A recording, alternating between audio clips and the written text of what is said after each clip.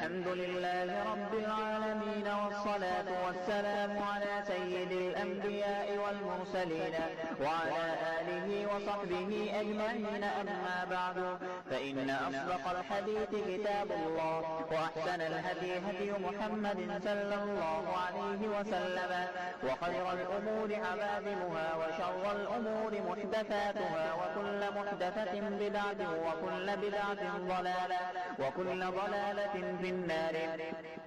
وبالسند المتصل منا إلى الشيخ الإمام الهمام الحافظ الحجة أمير المؤمنين في الحديث أبي عبد الله محمد بن إسماعيل بن إبراهيم بن المغيرة بن بردزبة الجعفي اليماني البخاري رحمه الله تعالى.